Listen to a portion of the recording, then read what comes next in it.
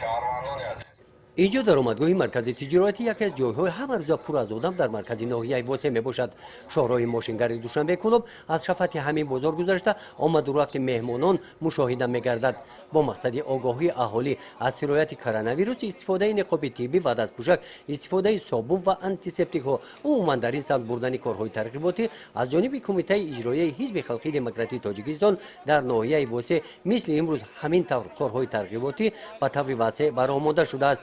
در عکس نوبتی گروه‌های ترغیباتی و ساکنان و مهمانان عاید آگاهی از پیشگیری سرایت کرونا ویروس نقاب‌های طبی و ورقه‌های اطلاعاتی تقسیم نمودند. مقصد حزبیان از برگزاری عکس این است که ساکنان از این ورقه‌های اطلاعاتی استفاده نموده با رعایت قاعده‌های گیگینی و پیشگیری کننده خود و اطرافیان را از این بیماری محافظت نمایند. از روی دستوری که با ما پیشنهاد شدند، یعنی که با رعایت قاعده‌های گیگینی، یعنی که مسافه را رعایت کردن، حتما داشتن نقاب‌ها مقصد رعایت کرده میشه. با نفرانی که نقاب ندارن از حساب صاحبکاران، شخصان سخاوتپیشه و اعضایان فعال حزب نقاب‌های رایگان و موادهای آنتیسپتیکی داده میشود.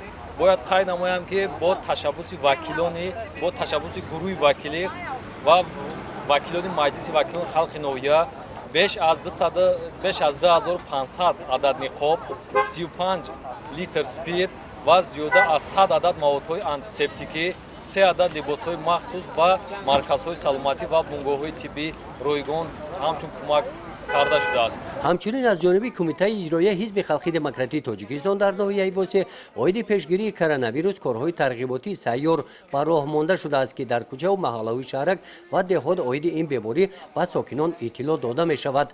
با وجود کارهای به راه مانده شده، رفتی عکس نشان داد که بعضی نفران در جایهای جمعیتی به نقاب میگردند. انا این جوان که میگوید او از ناحیه همدانی آمده است و ماهیت نقاب طبی و استفاده مواد آنتیسپتیکی را نمیداند. اشتراکچیان عکس با او نقاب داده دیگر اصولهای محافظت از کووید 19 را با او فهمانیدند.